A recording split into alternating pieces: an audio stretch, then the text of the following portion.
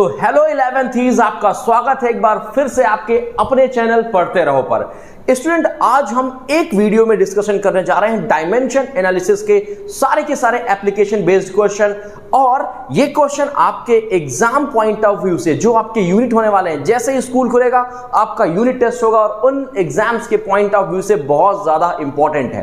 देखो, आज की वीडियो में सीरियसली मैं आपको बता रहा हूं, सारे टॉपिक हमने कवर कर लिए हैं। ऐसा कोई क्वेश्चन नहीं है जो आज के इन क्वेश्चन से अलग बनता हो, ठीक है। क्लास 11th के डायमेंशन एनालिसिस में पहला वीडियो हम लोगों ने ऑलरेडी कर लिया था, आसान था, आप सब ने उसको एंजॉय किया होगा और उसमें जो क्वेश्चंस हमने होमवर्क के लिए दिए थे वो भी आपने कर लिए होंगे, ठीक है।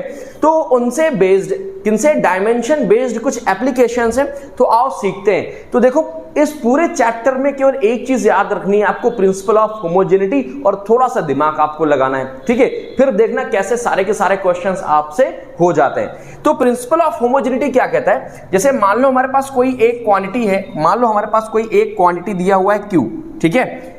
एक कहता है कि एक साइड में मान लो कहता है कि Q दिया हुआ है और दूसरे साइड में मान लो कहता है Q दिया हुआ है Q1 और दूसरे साइड में Q2। मान लो ये कहता है SI यूनिट है, ये कहता है CGS यूनिट है। कैसी है? CGS यूनिट है। तो प्रिंसिपल ऑफ होमोजेनिटी का मतलब ये हुआ कि जो भी लेफ्ट हैंड साइड की वैल्यू है सेम वैल्यू हमारे राइट हैंड साइड की होनी चाहिए, ठीक है। तब तो कोई भी फिजिकल क्वांटिटी एक दूसरे को सेटिस्फाई करेगी, अदरवाइज ये पॉसिबल नहीं है। फॉर एग्जाम्पल जैसे मान लो मैं कहता हूं कि हमारे पास एक इक्वेशन है, कौन सा, v is equal to u plus AT। इसका मतलब ये हुआ कि जो लेफ्ट हैंड साइड, ये इसको बोलते हैं हम लोग क्या, लेफ्ट हैंड साइड, और इसको क्या बोलते हैं हम लोग, राइट हैंड साइड, है ना।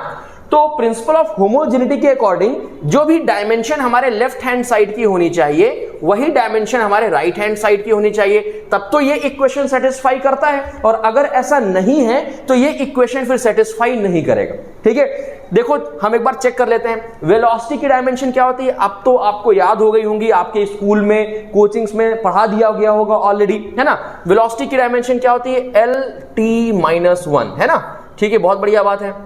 आगे देखो, u क्या है, ये भी हमारे पास क्या है, एक तरह से वेलोसिटी है, तो ये हो जाएगा हमारे पास LT-1, ठीक है। इसके बाद जरा एक्सेलरेशन की क्या होती है हमारे पास वेलोसिटी डायमेंशन, ये होती है LT-2, ओके। और क्या होता है हमारे पास, टाइम का क्या हो गया, टाइम का हो गया T डायमेंशन, ठीक है। इतनी बात समझ में आई कि नहीं आई? अच्छा, अब बच्चों डायमेंशन ऐड तो होती नहीं है, अगर सेम डायमेंशन है तो ये ऐड नहीं होती। पूछो कैसे? देखो LT-1 और देखो इधर LT-1, LT-2 और एक T यहां से सब्ट्रैक्ट हो जाएगा ना भाई। देखो, पावर है -2, एक की पावर है 1, तो पावर ऐड होंगे तो -2 + 1, T की पावर क्या बचा हुआ, T की पावर बचा 1, तो ये बचा हमारे पास LT-1 और ये हो जाएगा हमारे पास LT-1। ऑलरेडी डायमेंशन आपने पढ़ रखी है तो ये आपको पता है कि डायमेंशन ये ऐड नहीं होंगी, ठीक है। ऐड नहीं होगी तो इसका मतलब क्या लिख सकते हैं, LT-1 इज इक्वल टू क्या लिख सकते हैं, LT-1। इसका मतलब देखो, लेफ्ट हैंड साइड और राइट हैंड साइड की वैल्यू एकदम क्या है, एग्जैक्टली सेम आ रही है। इट मीन दैट कि ये जो हमारे पास इक्वेशन था यूनिफॉर्मली एक्सेलरेटेड मोशन का, फर्स्ट इक्वेशन या वेलोसिटी टाइम इसको इक्वेशन बोलते हैं, ये प्रिंसिपल ऑफ होमोजेनिटी को क्या कर रहा है, सेटिस्फाई कर रहा है, ठीक है। चलो थोड़ा सा और समझते हैं क्या होता है प्रिंसिपल ऑफ होमोजेनिटी। मान लो हमारे पास आपने एक फॉर्मूला पढ़ा होगा, क्या, Q is equal to N into में क्वांटिटी, पढ़ा है कि नहीं पढ़ा, ठीक है। N क्या है, N क्या है, N है हमारे पास कोई भी मैग्नीट्यूड, न्यूमेरिकल वैल्यू, और क्वांटिटी क्या हो सकता है, क्वांटिटी हो सकता है फिजिकल क्वांटिटीज जो होती हैं, जैसे कि स्पीड, उसको मेजर किससे किया जाता है, मास से, है ना, लेंथ से, है ना, टाइम से। जो फंडामेंटल यूनिट्स होती हैं हम ये बोल सकते हैं। तो मैं यहां क्वांटिटी की जगह चलो यूनिट लिख देता हूं, क्या लिख देता हूं, यूनिट लिख देता हूं, ठीक है। तो Q इज इक्वल टू क्या पढ़ा है आपने, NU, याद आया कि नहीं याद आया, पढ़ा है ना स्टार्टिंग में, चलो बहुत बढ़िया बात है। तो इसका मतलब ये हो गया बच्चों, जरा ध्यान दीजिएगा, इसका मतलब ये हुआ कि Q1 is equal to N1, है ना, और U1, और ये हो गया N1 and N2 and U2। यही हुआ कि नहीं हुआ? ठीक है। तो प्रिंसिपल ऑफ होमोजेनिटी के अकॉर्डिंग यूनिट्स क्या क्या हो सकती हैं? यूनिट्स में मास हो सकता है, लेंथ हो सकता है और टाइम हो सकता है, जो फंडामेंटल यूनिट्स है। और भी होती हैं जैसे करंट वगैरह है, बट हमें जो बेसिक 3 फंडामेंटल यूनिट्स हैं उनको लेके चलते हैं। तो N1 क्या हो जाएगा? ये हो जाएगा M1 है ना, L1 एंड T1, और इधर क्या हो जाएगा? ये हो जाएगा N2, और ये हो जाएगा हमारे पास क्या? M2, L2 एंड T2, ठीक है। अब मान लो हमें N1 को N2 में कन्वर्ट करना है, तो N2 की वैल्यू चाहिए, तो N2 को हमने यहां पर रोक लिया, बाकी ये डायमेंशन को ट्रांसपोज कर दिया, केवल N2 रोक लिया क्योंकि N2 चाहिए। तो क्या हो जाएगा? ये हो जाएगा N1, ये हो जाएगा, देखो इधर इसको लिख सकता हूं M1 अपॉन में M2 लिख सकता हूं, यस और नो। फिर मैं लिख सकता हूं यहां पर क्या? L1 अपॉन में L2, और यहां क्या लिख सकता हूं मैं? T1 अपॉन में T2। और देखो इनके डायमेंशन कुछ ना कुछ होंगे, तो लेट कर लेते हैं A B C, इनके पावर्स होंगे भाई, M की पावर 1 1, M की पावर 2, L की पावर 2, T की पावर 2, है ना। तो इसको हम ना बोलते हैं principle of homogeneity equation. Clear? अगर देखो इतना आपको तैयार हो गया है, तो ये बात समझ लीजिए कुछ लिमिटेशंस होती हैं, जैसे ऐड नहीं हो सकते, सब्ट्रैक्ट नहीं हो सकते, है ना। तो जैसे यहां पर देखा हम लोगों ने LT-1 LT-1, तो बहुत बच्चे होशियारी में ये मत करना कि 2LT-1 हो गया, ट्वाइस हो गया, 2 बार हो गया, ये नहीं करना है, ठीक है। तो बस इतना ही हमें सीखना है। फिलहाल अब हम बात करेंगे इनसे रिलेटेड क्वेश्चंस की, ठीक है। तो सबसे पहले हम लास्ट क्वेश्चन से शुरुआत करेंगे, लास्ट से फर्स्ट की तरफ आएंगे। 5 क्वेश्चंस हैं और ये 5 के 5 क्वेश्चन इस पूरे चैप्टर को कवर करते हैं, ठीक है। तो कहीं मत जाइएगा, लास्ट तक बने रहिएगा, क्योंकि अगर ये 5 क्वेश्चन आपको आ गए तो आपकी एनसीईआरटी कवर हो जाएगी, आपकी रेफरेंस में या नूतन चलती है या एसएल अरोरा जो भी आप रेफरेंस देखते हैं वो कवर हो जाएगा, ठीक है। चलो, ये बेसिक एकेडमिक लेवल के क्वेश्चंस हैं, ध्यान रखिएगा, मैं आपको फाउंडेशन जेईई और नीट के क्वेश्चंस नहीं करा रहा हूं, ठीक है। चलो बात करते हैं, हम लोग आगे की बात करेंगे। तो सबसे पहले हम लास्ट क्वेश्चन की तरफ बढ़ेंगे। क्या है लास्ट क्वेश्चन हमारे पास? ये हो गया, देखो लास्ट क्वेश्चन। और जरा रुक जाओ, हम लोग बात करते हैं सबसे पहले कन्वर्जन की बात कर लेते हैं। ये देखो कन्वर्जन दिख रहा है, कन्वर्जन आपको क्वेश्चन आपको दिख रहा होगा, क्या दिख रहा है? कहता है find the value of 10 joule. किसकी वैल्यू फाइंड करना है? 10 जूल की on a system having 100 gram 10 centimetre and 30 second as fundamental unit, ठीक है। चलो बहुत बढ़िया बात है। आप चाहो तो टेबल बना सकते हो, नहीं चाहोगे तो मत बनाओ, डायरेक्ट वैल्यू लिख लेते हैं। जरा देख लो ध्यान से, हमारे पास प्रिंसिपल क्या था? N2 is equal to N1, ये था हमारे पास M1 अपॉन में M2, है ना, की पावर A, क्लियर ना। इसके बाद जरा देखो L1 अपॉन में L2 की पावर B और T1 अपॉन में T2 की पावर C। अच्छा, ये पावर का क्या करना है, ये पावर का क्या रोल है? तो जरा देखो, हम क्वेश्चन पढ़ेंगे और क्वेश्चन में किसकी बात हो रही है? जूल की। जूल किसका है? एनर्जी का है ना। एनर्जी का डायमेंशन, एनर्जी का ऐसा यूनिट होता है, इसका मतलब जो N2 है वो हमारी क्या है? एनर्जी है, क्लियर बात ना। तो हम N2 या N1 को क्या करेंगे? सबसे पहले इसको डायमेंशन फॉर्म में लिखेंगे, ठीक है। तो जरा देखो, जो एनर्जी की हमारे पास डायमेंशन होगी वही किसकी होगी? हमारे पास वर्क की होगी, क्योंकि दोनों का जूल होता है, ठीक है ना। चलो देखो, वर्क क्या होता है? फोर्स इनटू में डिस्प्लेसमेंट, यही तो हो गया वर्क, क्लियर ना। तो W is equal to force का क्या होता है? रुको, ये फोर्स का क्या होता है? MLT-2, है ना। और इसका क्या हो गया? डिस्प्लेसमेंट का L हो गया, तो ये हो जाएगा ML2T-2 हो गया। तो M की पावर 1 है, यहां पर M की पावर क्या है? 1। तो ये हमारे पास निकल के आ गया जूल की डायमेंशन। तो यहां पर हम कर लेते हैं, कर लें। तो पावर के लिए हमने देखो कवर कर लिया कि M के ऊपर क्या आएगा? M की वैल्यू है, M के ऊपर है 1, L के ऊपर है 2 और T के ऊपर है -2, ठीक है। तो ये रोल है पावर्स का कि हम पावर्स कैसे आइडेंटिफाई करेंगे। पावर तुरंत देखो क्वेश्चन में किसकी बात हो रही है, कौन सी फिजिकल क्वांटिटी की बात हो रही है, और तुरंत उसको कंपेयर करा दो इन पावर से। तो मतलब M की पावर A है, मतलब A की वैल्यू 1 हो गई, ठीक है। L की पावर B है तो L की पावर 2 हो गई, और T की पावर C है तो T की पावर -2 हो गई। अब जरा देखो भाई, तो ये N2 इज इक्वल टू कितना जूल था? 10। तो यहां पर क्या लिखेंगे? N1 की वैल्यू है 10, इसी 10 को तो कन्वर्ट करना है ना N2 में, तो N2 लिखा रहेगा, N1 की जगह हमने लिख दिया 10।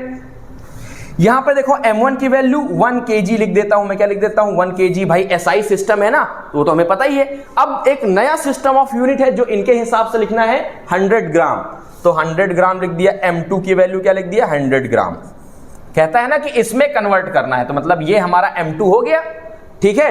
अब इसके बाद जरा देखो, इसकी पावर क्या है? A। अब L1 की वैल्यू क्या है हमारे पास 1 मीटर है SI यूनिट में, जो फर्स्ट केस में अकॉर्डिंग टू जूल। अब इसके अकॉर्डिंग देखो 10 सेंटीमीटर लिखना है तो हमने लिख दिया 10, ठीक है। अब इसके बाद टाइम कितना लिखना है t सेकेंड, तो टाइम तो 1 सेकेंड होता है ना SI यूनिट में, और इनके अकॉर्डिंग लिखना है 30 सेकेंड, तो चेंजमेंट वाली यूनिट हमने लिख दी नीचे 30 सेकेंड। भाई जो M2, ठीक है, L2 या T2 है वो चेंजमेंट वाली यूनिट है, तो हमने चेंजमेंट वाली यूनिट लिख दी और इनकी पावर लिख दिया C, ठीक है। क्लियर बात कि नहीं क्लियर? ये C इसका है।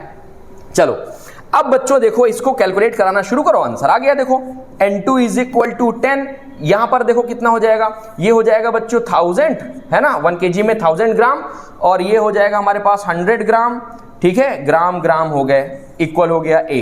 फिर देखो 1 मीटर में 100, यहां हो जाएगा 10, फिर देखो इधर आओ, ये आ जाएगा 1/30, ये हो जाएगा C, ये हो जाएगा B।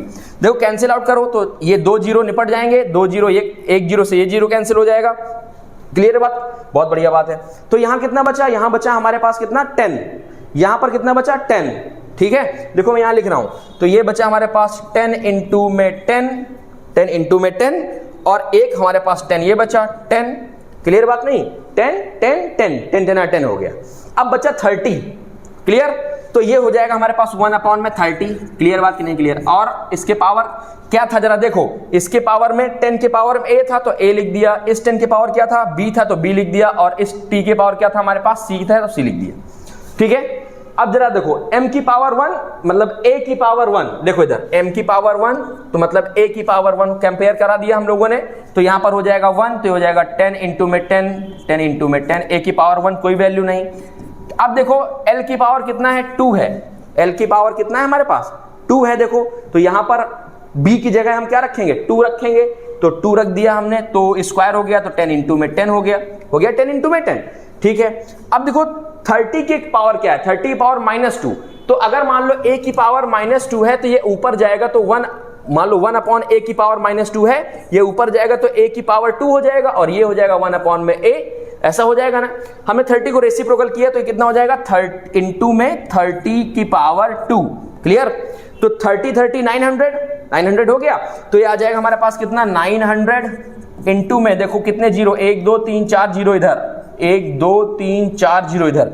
अब इसको आप लिख सकते हो कितना 4 5 6 9 इंटू 10 की पावर 5, और लिख दो न्यू सिस्टम ऑफ यूनिट। क्या लिख दोगे? New system of unit. क्या ये क्वेश्चन समझ में आया कि नहीं आया? अगर क्वेश्चन समझ में आ गया तो आगे बढ़ते हैं, नहीं आ गया तो एक बार फिर से समझ लीजिएगा रिवाइव करके। हम एक और क्वेश्चन देखते हैं तो आपको क्लियर हो जाएगा। चलो देखो एक क्वेश्चन हमारे पास कहीं गिवन था, देखो कहां पर गिवन था, जस्ट अ मिनट, ये देखो गिवन है ना। चलो इसको बाद में करेंगे, ये सब होमोजेनिटी के क्वेश्चन है। जरा देखो इधर क्वेश्चन कहता है if the acceleration due to gravity be represented by unity, मतलब g की वैल्यू कितनी है हमारे पास 1, यूनिटी मतलब 1, and 1 second be unit of time, और टाइम को हम लोग 1 सेकेंड से रिप्रेजेंट करें, टाइम को 1 सेकेंड से रिप्रेजेंट करें। कहता है what must be the unit of length, तो कहता है लेंथ की यूनिट क्या होगी of new system of unit, नई सिस्टम ऑफ यूनिट में लेंथ की यूनिट क्या होगी। ठीक है, चलो देखो भाई बहुत आसान है। कैसे आसान है? देखो भाई हमें क्या है करना है, देखो इधर g हो गया, g को हमें कन्वर्ट करना है, तो g की वैल्यू कितनी होती है 9.8 होती है कि नहीं होती, तो ये हो गया हमारे पास क्या n1, इसकी वैल्यू क्या हो गई n1 हो गई। इसके बाद g को यूनिट लिया गया नई सिस्टम ऑफ यूनिट में, तो 1, नई सिस्टम ऑफ यूनिट में है ना 1 अगर माना गया तो 1, और टाइम को लिया गया है 1, ठीक है, तो टाइम भी हो गया हमारे पास 1। अब जरा देखो तो ये हो जाएगा n1 is equal to n2। अब जरा देखो m तो होता नहीं, g में क्यों नहीं होता भाई, g की जो वैल्यू होती है वो होती है LT-2, भाई एक्सेलरेशन ड्यू टू ग्रेविटी है ना, तो L होता है, तो L हो गया L अपॉन में L1 अपॉन में L2 की पावर a है ना, और हमने कर दिया T1 अपॉन में T2 की पावर b। ठीक है भाई, ग्रेविटी की बात हो रही है, ग्रेविटी में मास नहीं होता, हमने मास को थोड़ा इग्नोर कर दिया। तो n1 इज इक्वल टू कितना हो जाएगा, देखो इसकी वैल्यू 9.8, ठीक है, L1 की वैल्यू मीटर में, ये मीटर लिखा हुआ है, मास मत समझना, और L2 की वैल्यू कितनी है भैया, L2 की वैल्यू हमें फाइंड करनी है, नए सिस्टम ऑफ यूनिट में L2 की वैल्यू फाइंड करनी है। ठीक है, इसकी पावर कितना हो गया a हो गया। अब जरा देखो भाई T1 अपॉन में T2 की पावर b, तो T की वैल्यू है नए सिस्टम में 1 और पुराने सिस्टम में भी 1, तो 1 अपॉन में 1 की पावर b, कोई दिक्कत नहीं होगी। अब जरा देखो भाई, N1 की वैल्यू है 1, देखो ये लिखा हुआ है नए सिस्टम में जो चेंजमेंट कर रहे हैं, सॉरी ये N2 है, N2 और ये है N1, ठीक है। अब देखो 9.8, अब जरा देखो m अपॉन में L2, तो देखो जरा, तो ये हो जाएगा m अपॉन में L2 और पावर कितना है, a। अब देखो यहां पर l की पावर है 1, तो यहां पर हो जाएगा 1। देखो टाइम की पावर b, तो टाइम की पावर कितना है हमारे पास यहां पर -2, तो यहां -2 लगाओगे तो 1 अपॉन में 1, पावर का कोई वैल्यू तो है नहीं, छोड़ देते हैं अपन। यहां से L2 की वैल्यू फाइंड करना है, देखो डिवाइड में मल्टीप्लाई में आ जाएगा, तो L2 इज इक्वल टू क्या आ जाएगा 9.8 m मीटर, और यहां पर लिख जाएगा न्यू सिस्टम ऑफ यूनिट, ठीक है। अब इस सिस्टम का नाम सुन के वो सिस्टम तो नहीं याद आ रहा तुम लोग को कि सिस्टम बढ़ाने बैठ जाओ। खैर ये समझ में आया बच्चों की नहीं आया, ठीक है आसान कि नहीं आसान है ना, चलो बहुत बढ़िया बात है। चलो अब हम बात करते हैं अपने अगले क्वेश्चन की तरफ। तो ये था लास्ट क्वेश्चन, इसके पहले वाला हम लोगों ने कर लिया था 100 ग्राम वाला। अब चलेंगे हम लोग एक और क्वेश्चन की तरफ, क्वेश्चन नंबर 3 की तरफ। अब एक टाइप का क्वेश्चन ऐसा भी पूछा जाता है आपसे, कैसा पूछा जाएगा, बोला जाएगा the velocity c, acceleration due to gravity g and pressure p taken as a fundamental unit, ठीक है।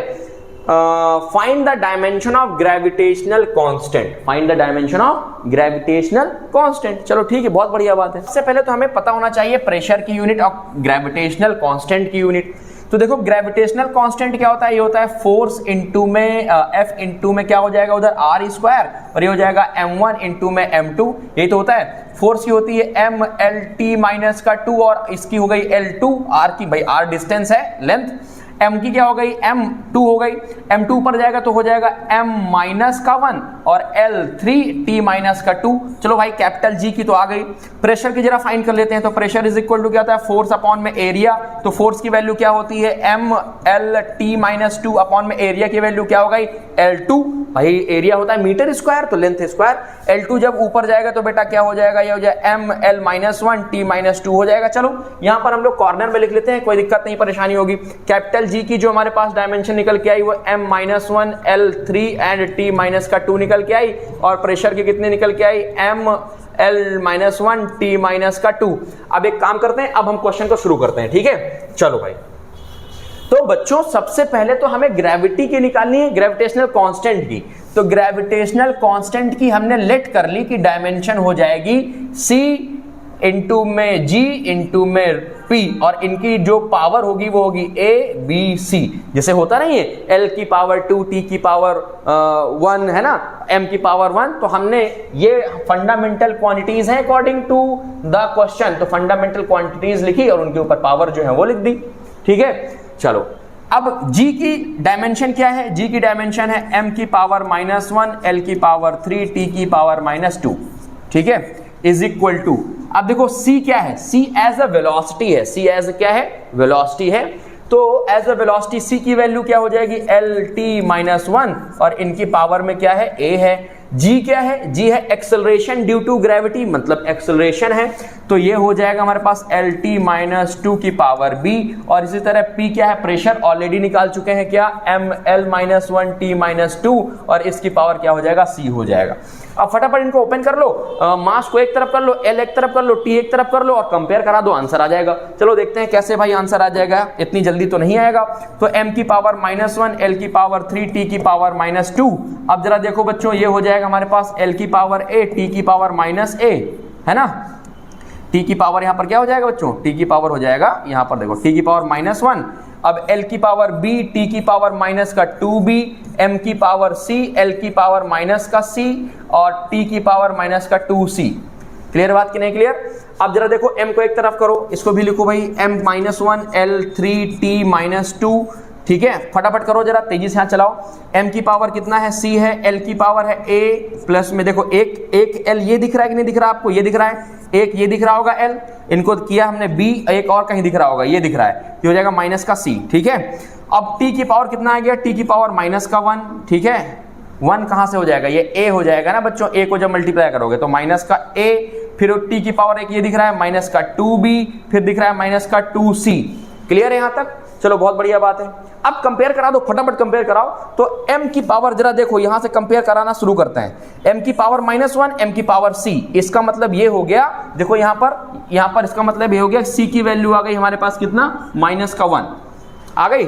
चलो अब L को कंपेयर कराओ, तो L जरा देखो, L है यहाँ पर 3, L की पावर 3 है, यहाँ पर L की पावर है इतनी सारी, तो इसको हम इक्वल कराएंगे 3 के, मतलब ये हो जाएगा A प्लस में B माइनस का C इज इक्वल टू किसके बराबर हो जाएगा, 3।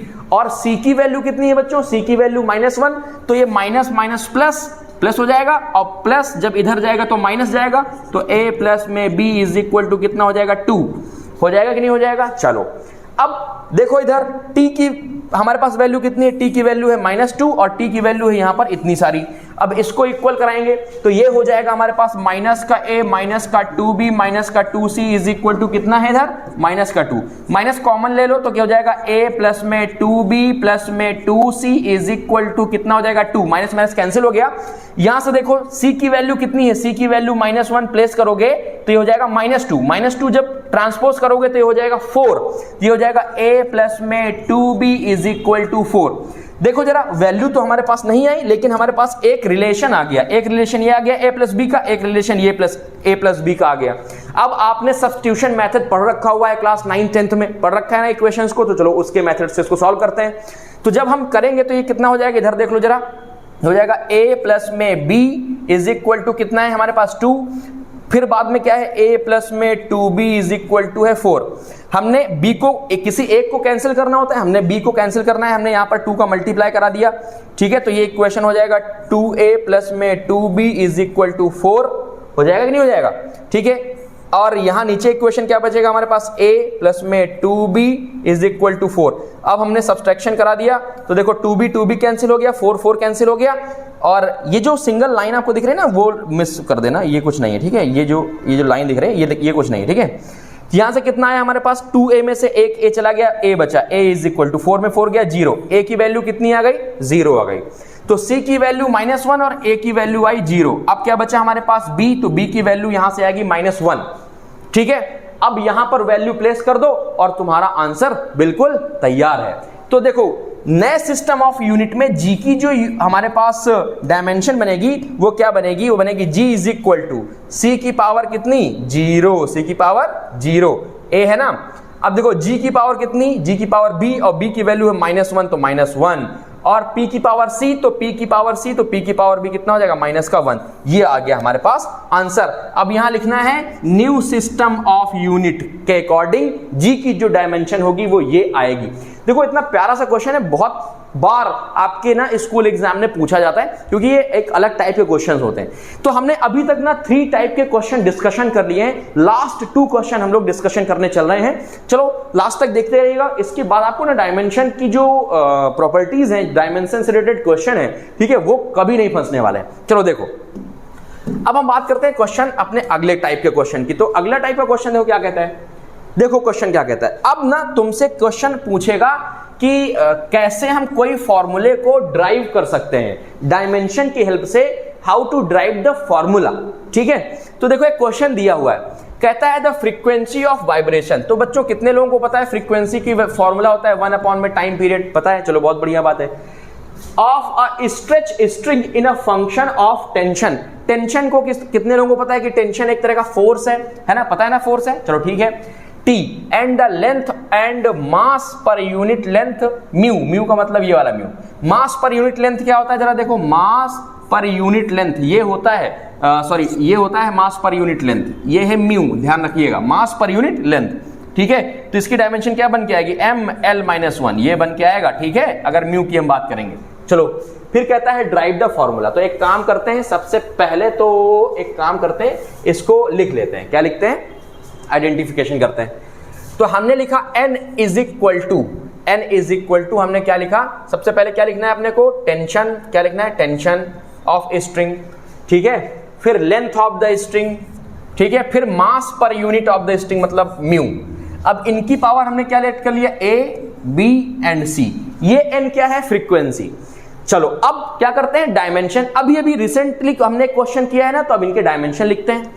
तो n का डायमेंशन क्या हो जाएगा, t माइनस वन। क्यों भाई, अभी तो पढ़ा फ्रीक्वेंसी क्या होता है, 1/t, तो t ऊपर जाएगा -1। अब देखो ये क्या है, टेंशन। टेंशन क्या होता है, फोर्स है ना, तो फोर्स की क्या होती है,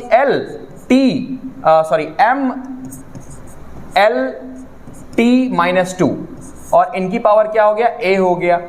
लेंथ की होती है l, इतना सोचने की जरूरत नहीं है, b हो गया। ठीक है, फिर कहता है म्यू, तो म्यू हमने अभी बताया, mu is equal to mass per unit length, मतलब m और l माइनस 1 और इसकी पावर कितना हो गया, c हो गया। यहां तक कोई दिक्कत समस्या परेशानी है क्या, नहीं होनी चाहिए। चलो देखो अब इसी तरह इनके भी पावर ओपन कर लो, कंपेयर करा दो। अब देखो यहां पर m तो है नहीं, तो हमने यहां पर लिख दिया m की पावर 0, l की पावर 0। किसी भी नंबर की पावर 0 की वैल्यू होती है 1, मतलब कोई वैल्यू नहीं है यहां पर। और t की पावर क्या हो गया, -1, ताकि कंपैरिजन आसान रहे, इसलिए ऐसा किया। समझ में आ रहा है कितना आसान है। चलो पेन चलाते जाओ। क्या लिखा हुआ है, ये हो जाएगा m की पावर a, l की पावर a, t की पावर -2a, l की पावर b, ये हो जाएगा हमारे पास m की power c and l minus का c। ठीक है, तो m0 l0 t-1 is equal to, अब जरा m वाले एक तरफ कर लो, तो m की पावर कितना है, a, फिर इसके बाद c, तो m की पावर हो गया a प्लस में c। फिर l की पावर कितना है, l है हमारे पास a, फिर है प्लस में b, फिर है माइनस का c। ठीक है, फिर t कितना है, t की पावर माइनस का 2a। कोई दिक्कत, कोई दिक्कत नहीं है।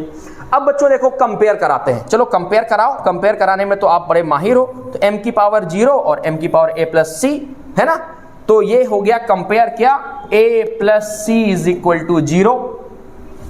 ठीक है, फिर देखो l को कंपेयर कराओ, a plus B minus C 0, तो हो जाएगा a plus B minus C is equal to 0। अब t को कंपेयर कराओ, तो t को कंपेयर कराओगे तो हो जाएगा -2a is equal to minus का 1, माइनस माइनस कैंसिल, या a is equal to 1/2। Clear है बात कि नहीं क्लियर। अब a इज इक्वल टू 1/2 आ गया, तो देखो यहां पर वैल्यू प्लेस करोगे तो c इज इक्वल टू कितना आएगा, माइनस का 1/2 आ जाएगा। और जब c is equal to minus का 1/2 आएगा, तो b इज इक्वल टू आ जाएगा हमारे पास माइनस का 1। क्या आ जाएगा, माइनस का 1। आप प्लेस करके रख लेना, माइनस का 1 आएगा। ठीक है, चलो अब ना जो जैसा है वैसा प्लेस करो। यहां पर देखो ये फ्रीक्वेंसी, तो n is equal to t की पावर a, तो a की पावर क्या है हमारे पास 1/2। इसका मतलब कि जो t है, टेंशन है, उसमें रूट लगा है। भाई किसी की पावर 1/2 का मतलब क्या हो गया, रूट हो गया। चलो बहुत बढ़िया बात है, तो हमने ना टेंशन में रूट लगा दिया, ये लो रूट लगा दिया, ये हो गया टेंशन।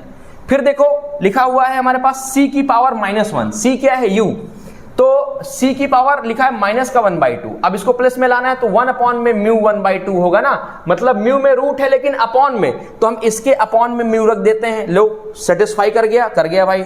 अब इसके बाद क्या लिखा है, l, अब l की पावर b, तो b की पावर -1, तो अगर किसी की पावर -1 है तो उसको अगर हमें प्लस लाना है तो 1 अपॉन में a हो जाएगा ना, तो यहां पर हम 1 अपॉन में l लिख देंगे। ये हमारे पास फॉर्मूला आ गया फ्रीक्वेंसी का, आ गया कि नहीं आ गया, ये लो ड्राइव हो गया फॉर्मूला। देखो कितना आसान है, मुझे लगता है कि आपको समझ में आ गया होगा। अगर नहीं आया तो एक बार से वापस वीडियो को चला के देख लीजिएगा। हम लोग आगे बढ़ेंगे अपने क्वेश्चन नंबर किसकी तरफ, क्वेश्चन नंबर 2 की तरफ। किसकी तरफ बढ़ेंगे, क्वेश्चन नंबर अगले की तरफ। क्या कहता है क्वेश्चन कहता है, a new system of unit is chosen in which a unit of mass a kg, मास कितना है यूनिट का, अल्फा, यूनिट ऑफ लेंथ कितना है हमारे पास, बीटा, यूनिट ऑफ टाइम कितना है, गामा। कहता है how much 5 joule measure in this new system, 5 joule को हम कैसे मेजर करेंगे। जूल क्या है, अभी मैंने आपको बताया कि वर्क की डायमेंशन, एनर्जी की डायमेंशन। चलो देखो इधर, तो ये हो जाएगा, फिर से देखो n2 is equal to n1, 5 joule direct कर रहे हैं हम लोग। अब क्या है हमारे पास, m1 अपॉन में m2, तो m1 की वैल्यू हमने लिख ली 1, ठीक है, और m2 की वैल्यू हमने लिख ली अल्फा, ये तो बोल रहा है अल्फा लेना है अपने को, इसकी पावर हो गया a। क्लियर। अब जरा देखो इधर हमने लिखा 1 अपॉन में, अब लेंथ की क्या है, बीटा, तो बीटा लिख दिया, इसकी पावर लिख दिया हमने b, ताकि कंफ्यूजन ना हो। इसके जरा देखो इधर टाइम क्या है हमारे पास, गामा, तो 1 अपॉन में हम लिखा गामा, और इसकी पावर लिख दी हम लोगों ने c। ठीक है, बहुत बढ़िया बात है अगर आपने लिख दी तो, है ना। अब है क्या ये जूल, जूल है क्या, एक तरह से जूल देखा जाए तो ये है हमारे पास वर्क है, तो इसकी डायमेंशन लिखो जरा। वर्क की डायमेंशन क्या होती है, फोर्स इनटू में डिस्प्लेसमेंट, ये तो होता है, अभी तो कराया हम लोगों ने। तो वर्क फोर्स की क्या होती है हमारे पास, होती है m l t-2, और डिस्प्लेसमेंट का क्या होता है, लेंथ, तो कितना बन के आ जाएगा, m l2 ml2t माइनस 2 आ जाएगा, यह आ जाएगा 5। अब जरा देखो कंपेयर कराओ, तो कंपेयर कराओगे तो ये कितना हो जाएगा हमारे पास, ये हो जाएगा अल्फा 1 अपॉन में अल्फा की पावर कितना हो जाएगा हमारे पास 1, ठीक है। 1 अपॉन में बीटा की पावर कितना हो जाएगा, 1 अपॉन में बीटा की पावर हो जाएगा हमारे पास 2, और 1 अपॉन में गामा की पावर कितना हो जाएगा हमारे पास, गामा की पावर हो जाएगा माइनस का 2। ठीक है बच्चों कि नहीं, ठीक है। हम इसको अब क्या लिख सकते हैं, हम लिख सकते हैं n2 इज इक्वल टू, देखो 5, अब ये अल्फा पॉजिटिव है, ऊपर आएगा तो अल्फा की पावर -1 हो जाएगा, है ना। बीटा की पावर कितना हो जाएगा, बीटा की पावर माइनस का 2 हो जाएगा, ऊपर जाएगा ना रेसिप्रोकल, और ये -2 पहले से ऊपर जाएगा तो पॉजिटिव हो जाएगा, गामा की पावर कितना हो जाएगा +2, और यहां पर लिख देंगे न्यू सिस्टम ऑफ यूनिट, है ना, वो वाले सिस्टम ना लगाने लगना। तो ये हो गया हमारे पास क्वेश्चन का आंसर, ठीक है। देखो कितने लाइन में आ गया, 1 2 3, क्यों, अब आपको समझ में आ गया तो अब इजीली क्वेश्चन होने लगेंगे, ठीक है। चलो हम बढ़ते हैं अपने अगले क्वेश्चन की तरफ। अगला क्वेश्चन तो क्या कहता है, क्वेश्चन कहता है the potential energy of a particle, ठीक है, particle varies with the distance x from a fixed origin is given by u is equal to, देखो क्या लिखा है, ये लिखा है u is equal to a under root में x अपॉन में x प्लस में b। बच्चों बहुत ही अच्छा क्वेश्चन है, और ये ना एक अलग टाइप का क्वेश्चन है, ठीक है। क्या कर रहा है the potential energy of particle very कर रही है x डिस्टेंस के साथ फिक्स ओरिजिन में, ठीक है। तो अब इसमें क्वेश्चन क्या है, find the dimension of AB, एक साथ निकालनी है, find the dimension of AB, ये क्वेश्चन है। देखो एक अलग टाइप का क्वेश्चन है, A प्लस B निकालना है हमें। तो हम सबसे पहले क्या करते हैं, सबसे पहले हम ना ये सीखते हैं कि ये जो ये लिखा रहता है, जैसे मान लो लिखा हुआ है x प्लस b, इसका मतलब क्या हुआ, देखो हमने अभी बताया कि मान लो लिखा है LT-1 और लिखा है प्लस में LT-1, तो इसका मतलब होता है लिखा है LT-1 केवल, क्योंकि ये ऐड तो हो नहीं सकते। या फिर मैं यूं कह सकता हूं कि ये दोनों सेम चीज है तभी ये एडिशन में लिखे हैं, अदरवाइज लिखे ना होते, है ना। इसका मतलब ये मैं लिख सकता हूं कि जो x है वो इसके इक्वल है b के, और x क्या है यहां पर, x है डिस्टेंस, मतलब इनकी डायमेंशन है हमारे पास l, ठीक है। चलो बहुत बढ़िया बात है, आगे बात करेंगे इसकी। तो सबसे पहले वैल्यू फाइंड करते हैं a की यहां से, तो देखो यहां से a की वैल्यू फाइंड करेंगे तो क्या हो जाएगा u, और क्या हो जाएगा हमारे पास x प्लस में b, और ये हो जाएगा इक्वल टू a रूट में x, ठीक है। रूट x को इधर ट्रांसपोज करेंगे तो क्या हो जाएगा u, ये हो जाएगा हमारे पास x प्लस में b, और ये हो जाएगा अपॉन में रूट x। अच्छा रूट x को क्या लिख सकते हैं, डायरेक्ट लिख रहे हैं x की पावर माइनस x की पावर 1/2 लिख दिया, कोई दिक्कत नहीं है, दिक्कत ये हो गई a की डायमेंशन।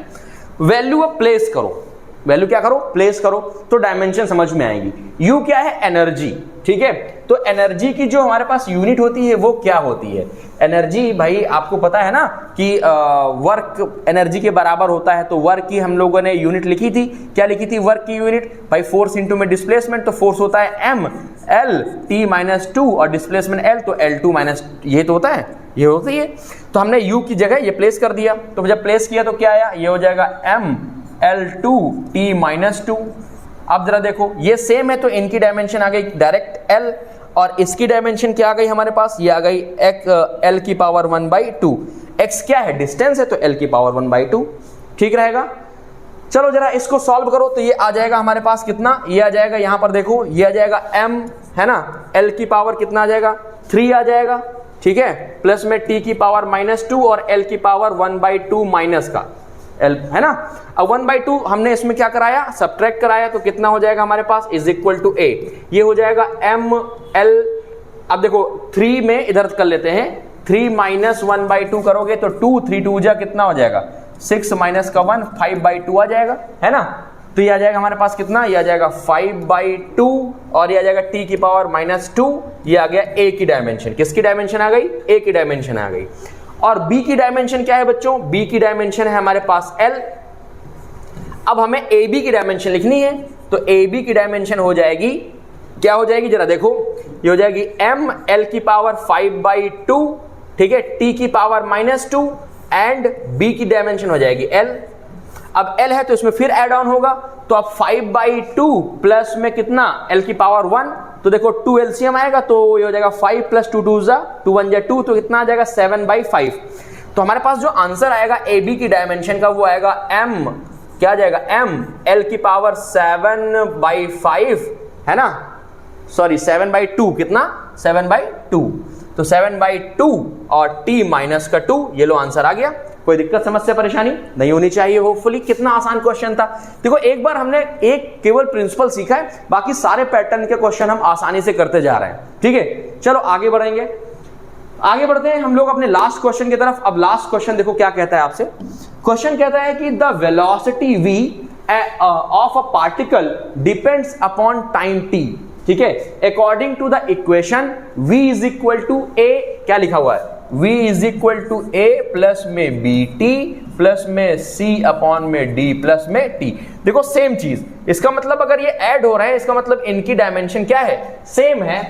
अब कहता है velocity v of a particle depend upon time t, ठीक है, जो वेलोसिटी हो केवल t पे डिपेंड कर रही है। इसका मतलब ये हो गया कि velocity is equal to a लिख सकते हैं हम लोग, ठीक है। वेलोसिटी की क्या होती है डायमेंशन, ये होती है l t माइनस 1, तो ये आ गई किसकी, a की आ गई डायमेंशन, ठीक है, बहुत बढ़िया बात है। अब जरा देखो bt is equal to v कर दिया हमने, तो यहां से आ जाएगा हमारे पास क्या, b is equal to v upon में t। v की वैल्यू क्या होती है, l t माइनस 1 और t एक और आ गया, t ऊपर जाएगा, कितना हो जाएगा l t माइनस 2। चलो बहुत बढ़िया बात है, हमारे पास b की भी आ गई। अब जरा इसकी बात कर लेते हैं। देखो ये तो टाइम तो t है, क्लियर, तो c अपॉन d को हम लोग वेरीफाई करते हैं, तो l t माइनस 1 is equal to c upon में d कर दिया, c अपॉन में d। और d क्या है, एक तरह से टाइम ही तो है, देखा जाए तो टाइम है, तो यहां से टाइम हमने यहां पर लिखा l t माइनस का 1 और c अपॉन में t, टाइम उधर गया तो कितना आ जाएगा l t, अब इधर मल्टीप्लाई में है, डिवाइड में मल्टीप्लाई में आ जाएगा, तो कितना हो जाएगा t की पावर माइनस 1 और t की पावर 1 आ जाएगा, ये आ जाएगा c, या c की वैल्यू यहां से कितनी आ जाएगी, ये आ जाएगी हमारे पास l और t की पावर 0, मतलब l आ जाएगा, कितना आ जाएगा, l आ जाएगा, ठीक है। अब देखो एक क्वेश्चन में पूछ क्या रहा था, कह रहा था the velocity of v of a particle depends upon the time t according to the equation v is equal to a plus में bt प्लस में c अपॉन में d प्लस t। तो कहता है फाइंड द डायमेंशन ऑफ, इसको जरा पूरा कर देता हूं, find the dimension of a b c and d। तो a की आपने डायमेंशन निकाल ली, करेक्ट है भाई, निकाल ली कि नहीं निकाल ली, बिल्कुल करेक्ट निकाल ली। b की निकाल ली आपने, b की निकाल ली, c की निकाल ली, l निकाल ली, क्लियर ना। अब हमारे पास क्वेश्चन का आंसर क्या बचा, d की निकालनी है। तो बच्चों ये जो टाइम है वो d से जुड़ा हुआ है, इसका मतलब इनका जो रिलेशन है वो क्या है, सेम है, सेम वाली ऐड हो सकती है, तो d की वैल्यू किसके बराबर हो जाएगी, t के बराबर हो जाएगी। तो ये चारों डायमेंशन हमारे पास क्या हो गई, फाइंड हो गई, ठीक है। तो सबसे पहला क्वेश्चन यही पूछा जाता है कि फाइंड द डायमेंशन, तो आप इस तरह से डायमेंशन फाइंड कर सकते हैं कंपेयर करा के, ठीक है। चलो बहुत बढ़िया बात है। तो होपफुली कि आपको आज के जो एप्लीकेशन बेस्ड क्वेश्चंस थे वो समझ में आए होंगे। आज की वीडियो में हमने कंप्लीट डायमेंशन चैप्टर को हम लोगों ने आज फिनिश कर दिया है। अगला जो चैप्टर होगा वो होगा हमारे पास मोशन इन प्लेन, ठीक है। तो आज के लिए इतना ही, हंसते मुस्कुराते और खिलखिलाते रहिए। Bye bye, tata and take care.